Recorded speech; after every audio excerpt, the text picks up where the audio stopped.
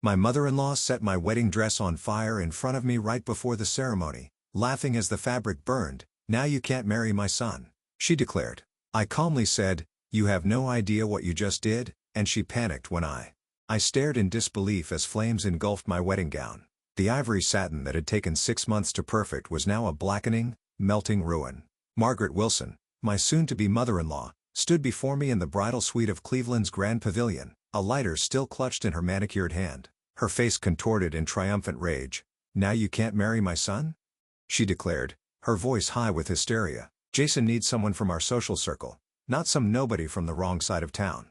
She tossed her designer purse over her shoulder, looking immensely pleased with herself. "My name is Valerie Mitchell, and at 25, I never expected to be watching my wedding dress burn 30 minutes before walking down the aisle." My 3 bridesmaids stood frozen in shock, their lavender dresses a stark contrast to the smoldering fabric at my feet. "Mrs. Wilson," I said, my voice surprisingly steady as I reached for my phone, "you have no idea what you just did." She laughed, the sound brittle as glass. "What I did? I saved my son from the biggest mistake of his life. You think a community college education and a job at a local advertising agency makes you good enough for a Wilson? My Jason belongs with Melissa Hammond. Her father owns half of downtown Cleveland." I pressed a button on my phone, watching Margaret's face as I did. My bridesmaid Jessica moved quickly to open a window, trying to clear the smoke that was now filling the room. "The wedding's off," Margaret continued, waving her hand dismissively. "I'll just tell everyone you got cold feet. Jason will be upset for a while, but he'll understand eventually." "Are you sure about that?" I asked, turning my phone screen toward her. On it was a live view of the ceremony space, the elegant rows of white chairs, the floral arch at the altar, and the massive projection screen that was now displaying a perfect view of this very room, showing Margaret in all her destructive glory. Her face paled. "What? What is that?" "The wedding live stream," I explained calmly, "for Jason's grandparents in Florida and my sister who's deployed overseas. It's been running for the past 20 minutes, capturing everyone arriving, the musicians setting up." I paused, meeting her eyes. "And you destroying my wedding dress while announcing your true feelings about me. Turn it off." Margaret lunged for my phone, her perfect coiffure coming undone. "You planned this. You set me up." Jessica stepped between us. "Mrs. Wilson, everyone just watched you commit arson on live video. I think you should take a moment to consider your next move." The phone in my hand buzzed with incoming messages. My bridesmaid, Tina, glanced at the screen and gasped, "It's Jason. He's coming to the bridal suite." Margaret's eyes widened in panic. She looked frantically around the room as if searching for an escape route. "This isn't what it looks like. I was just testing the fabric. Wedding dresses are supposed to be flame retardant." From my phone, we could hear murmuring from the gathered guests. The camera angle had shifted. Someone had taken control of the live stream and now showed the wedding party's reaction. Jason's father sat stone-faced in the front row. Jason's best man was already rushing toward the building. Most telling was Jason himself, no longer waiting patiently at the altar, but sprinting up the center aisle, his face a mask of shock and fury. "Valerie," my bridesmaid Melody whispered, "what are we going to do about the ceremony? Should we tell everyone to go home?" I looked down at the smoldering remains of my dream dress, now just blackened scraps on the antique hardwood floor. The practical part of my mind, the part that had put myself through college while working 2 jobs, was already calculating next steps. "No," I said firmly. "The ceremony is happening just differently." The door burst open. Jason stood there still in his tuxedo, his eyes moving from my face to his mother to the ruined dress on the floor. Behind him, the venue manager and his father appeared, both looking horrified. "Mom," Jason said, his voice dangerously quiet, "tell me I didn't just watch you burn Valerie's wedding dress while saying she isn't good enough for our family." Margaret's demeanor changed instantly. "Sweetheart, you don't understand. I was protecting you. This girl has been after your money from day one. I was testing her character and stop." Jason cut her off. "Stop lying. I heard everything." He turned to me, his eyes softening. "Val, I'm so sorry. I had no idea she would do something like this." I stepped carefully around the burnt fabric, moving toward him. "It's just a dress," I said, though we both knew it was much more than that. "But your mother just showed exactly what she thinks of me, of us, in front of everyone we know." Jason took my hands in his, seemingly oblivious to his mother's sputtering protests. "What do you want to do, Val? It's your call." Before I could answer, Mr. Wilson appeared behind Jason, his expression grim. "Margaret, what have you done?" His voice was low, controlled, but with an edge I'd never heard before. "Richard, please," Margaret pleaded. "You know the Hammonds would be a much better match." Their family has been part of Cleveland society for generations. As opposed to Valerie, who built a successful career through hard work and determination. Mr. Wilson shook his head in disgust. You've gone too far this time. My phone continued to buzz with notifications. I glanced down to see messages pouring in from guests who were watching everything unfold on the live stream. The venue coordinator hovered in the doorway looking uncertain. Miss Mitchell, she said hesitantly. The guests are asking what's happening. Should we make an announcement? I looked at the ruins of my dress again, then at my bridesmaids in their lavender gowns. A plan was forming in my mind, one that would turn Margaret's attempt to sabotage our wedding into something entirely different. Tell them there's been a change of plans, I said, but the ceremony will proceed in 20 minutes. Margaret scoffed. In what? Your underwear? You can't possibly in my backup dress, I interrupted calmly. The room fell silent. Jason looked at me in confusion. You have a backup dress? I hadn't, of course, but 6 months of working with temperamental clients at the advertising agency had taught me to always have a contingency plan. Melody, I turned to my bridesmaid. Remember that photo shoot we did for Cleveland Bride last month? Call Eliza and ask if her sample dress is still available. Melody's eyes widened in understanding. The ivory sheath with the lace overlay? It should fit you perfectly. Jason's father stepped forward, pulling out his phone. I'll have my driver pick it up immediately. Where is it located? As they coordinated the dress retrieval, I turned back to Margaret, who stood watching in disbelief as her plan unraveled. You really thought a dress would stop this wedding after everything Jason and I have been through? But everyone's watching, she hissed, gesturing at my phone. They all saw what happened. Yes, I agreed. They did, and now they'll also see what happens next. I turned to address the camera directly, knowing the guests were still watching. To everyone waiting, thank you for your patience. The ceremony will be slightly delayed, but love always finds a way, even when someone tries to burn it down. A cheer erupted from the phone speakers, the guests in the ceremony space showing their support. Jason squeezed my hand, pride evident in his eyes. Mom, Jason said firmly, you need to leave. Dad will take you home. You are no longer welcome at our wedding. Margaret's face contorted with rage. You would choose her over your own mother? After everything I've done for you? After what you've done today? Jason countered. Absolutely. The next 20 minutes passed in a whirlwind of activity. While Margaret was escorted out by security, after Mr. Wilson apologetically insisted on it, Eliza from Cleveland Bride arrived with not one, but 3 sample dresses. The bridal suite transformed into an impromptu fashion headquarters with my bridesmaids, the venue coordinator, and even some of the female guests who'd volunteered to help. This one, Jessica declared, holding up an elegant ivory sheath dress with delicate lace detailing. It's perfect for your figure, and we can have it ready in minutes. The venue's seamstress, who had originally been hired just for last-minute adjustments, worked miracle after miracle with safety pins and quick stitches. Meanwhile, Jason had returned to the ceremony space to address the guests in person. Through the live stream, which someone had thoughtfully positioned toward the altar, I could hear him speaking. Today didn't start the way any of us expected, he was saying, his voice steady despite everything. But Valerie and I have always believed that it's not the perfect circumstances that make a marriage work. It's how you handle the imperfect ones together. A round of applause followed his words. I smiled as Melody adjusted the borrowed veil on my head. There, she said, stepping back to admire her work. You look absolutely stunning. The dress wasn't what I'd planned to wear when I became Mrs. Jason Wilson.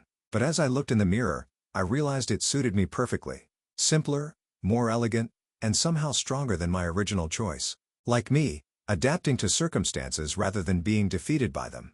Mr. Wilson knocked gently on the door before entering. His eyes widened when he saw me. Valerie, you look beautiful. He paused, his expression pained. I want to apologize for Margaret.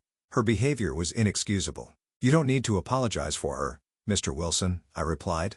You didn't burn my dress. He nodded gratefully. Jason sent me to tell you that everyone's ready whenever you are. And, he added with a small smile, your boss from the agency is here. Apparently, he's documenting everything for what he calls the greatest viral wedding marketing campaign Cleveland has ever seen. I laughed. Trust Eddie to see a promotional opportunity in disaster. The advertising world had taught me that sometimes the most compelling stories come from overcoming unexpected challenges. The venue coordinator appeared at the door. We're ready when you are, Miss Mitchell. The musicians are prepared, and we've adjusted the lighting to complement your new dress. Wait, I said, an idea forming. The live stream is still running, right? When she confirmed it was, I made a quick decision. Can we project it in the ceremony space for a few more minutes? I'd like everyone to see us walking from here to there, the whole journey, not just the arrival. 10 minutes later, as my bridesmaids and I made our way through the venue's garden path toward the ceremony space, I knew every step was being broadcast to the waiting guests, not as a traditional bridal entrance, but as something more powerful. A statement that nothing, not even a vindictive mother-in-law with a lighter, could stop this wedding. As we approached the doors to the ceremony space, I could hear the guests' applause growing louder. Jason waited just inside, his face lighting up when he saw me. "Ready to get married?" he asked, taking my hand. "More ready than ever," I replied, squeezing his fingers. The ceremony that followed wasn't the one we had rehearsed, but it felt more authentic than anything we could have planned. As I walked down the aisle in my borrowed dress, guests rose to their feet, applauding rather than maintaining the traditional reverent silence. Their faces showed not just the usual wedding joy, but something deeper: respect, admiration, solidarity. Jason's father stood proudly in the front row, occasionally glancing at the empty seat where Margaret should have been. His eyes met mine briefly, conveying wordless support. Our officiant, Pastor Mitchell, no relation though we joked about it, improvised beautifully. "Dearly beloved," he began, "we are gathered here today to witness not just a wedding, but a triumph of love over adversity. Valerie and Jason have already faced their first challenge as a couple, and they've met it with grace, resilience, and unwavering commitment to each other. During our vows, Jason added lines that hadn't been in our rehearsal. 'I promise to stand by you against anyone who tries to come between us,' he said, his voice carrying to the back of the room and beyond to those watching the livestream. 'Even if, especially if, that person is from my own family.' When it came time for the exchange of rings, a moment of panic crossed Jason's face. The rings had been with his mother during the pre-ceremony preparations. Mr. Wilson quickly stepped forward, producing the velvet box from his pocket. 'I took the liberty of retrieving these earlier,' he explained quietly, 'just in case.' After we were pronounced husband and wife, the celebration that erupted seemed to release all the tension that had built up throughout the afternoon. As we walked back down the aisle, I noticed Eddie, my boss, filming discreetly from the side. He gave me a thumbs up that somehow managed to be both professional and genuinely emotional. The reception that followed in the Grand Pavilion's ballroom had an atmosphere unlike any wedding I'd attended before. Instead of polite conversation and standard wedding rituals, there was an almost festive defiance in the air. Someone had hastily created a custom Snapchat filter featuring a phoenix rising from ashes with our names underneath. "Your wedding is trending locally on social media," Jessica informed me as we entered the reception. "People are using NAR rising from the ashes and can't burn love." Jason's college roommate, Tom, who worked in public relations, approached us with his phone. The Cleveland Plain Dealer wants a statement. Their lifestyle editor saw the livestream. Apparently, her niece was a guest, and they're calling it Cleveland's most resilient wedding. "Tell them we're just grateful for everyone's support," Jason replied, his arms secure around my waist, "and that true commitment means facing obstacles together, not running from them." As the evening progressed, I noticed Mr. Wilson speaking intensely with various family members, damage control evident in his gestures and expressions. Jason's Aunt Diane approached our table during dinner, leaning down to speak privately. "Richard is beside himself," she confided. "Margaret's been escorted home, but she's threatening to cut Jason out of the family business if he doesn't come to his senses. Richard told her that after today, she's the one who needs to worry about her position in the company." Jason squeezed my hand under the table. "Dad's always been the backbone of the family," he said. "Mom just never realized it because he let her think she was in charge." As our first dance began, I couldn't help but notice the empty tables near the front of the room, spaces reserved for Margaret's country club friends who had quietly disappeared after the incident. In their place, colleagues from my advertising agency had moved forward, filling the void with genuine support. "Mr. Wilson is handling damage control like a pro," Eddie commented, approaching us after the dance with 2 glasses of champagne. "He's personally thanking everyone for staying while subtly letting Margaret's allies know they won't be missed." Jason nodded, watching his father work the room with newfound respect. "I think this is the first time I've seen him stand up to her so publicly," he murmured. 27 years of marriage and today was his breaking point. The wedding photographer, initially hired by Margaret, approached us cautiously. "Mrs. Wilson, the younger Mrs. Wilson," she clarified with a smile. "I've captured some beautiful moments today, but I wanted to ask about the dress incident. Some of the guests took photos. Would you prefer I request they keep those private?" I exchanged glances with Jason before answering. "Actually, I think honesty is the best approach here. This is part of our story now." As if on cue, my phone buzzed with a notification. The short clip of Margaret setting fire to my dress had already been viewed over 20,000 times on a local Cleveland news page. The comment section overflowed with support, interspersed with stories from other brides who had faced difficult in-laws. "You might not have planned it," Eddie said, scrolling through the comments, "but you've started a movement. Standing strong in the face of toxic family relationships is resonating with people." Jason's cousin, Mia, appeared at our table. Her expression, a mixture of embarrassment and determination. "I want you both to know that not everyone in the family shares Aunt Margaret's views," she said firmly. "Most of us think she crossed a line that can't be uncrossed." "Thank you, Mia," I replied, genuinely touched. "That means a lot." As the evening progressed, Jason received a text from his father. He read it silently before showing me the screen. "Your mother has locked herself in the guest house. She's demanding I choose between her and that girl. I've informed her that her behavior today has made my choice remarkably easy. We'll discuss next steps when you return from your honeymoon. Proud of you both." "Dad, are you okay?" I asked Jason quietly, searching his face for signs of regret or doubt. "I'm better than okay," he replied, squeezing my hand. "For years, I watched Mom undermine Dad, belittle you, and manipulate everyone around her. Today, she finally showed her true colors to everyone, not just us. It's like a weight has been lifted." As the reception continued, I noticed something remarkable happening. Guests who had been stiff and formal at the beginning, Margaret's side of the family and social circle, were now relaxing, engaging more genuinely with my friends and family. Without Margaret's watchful eye, the artificial social barriers she'd maintained were dissolving. "Mrs. Wilson?" The venue coordinator approached with an unexpected smile. "There's something you should see." She led us to the entrance of the ballroom. There, prominently displayed on an easel, was a large photo frame filled with dozens of handwritten notes from guests. The heading above them read messages of love and resilience for Valerie and Jason.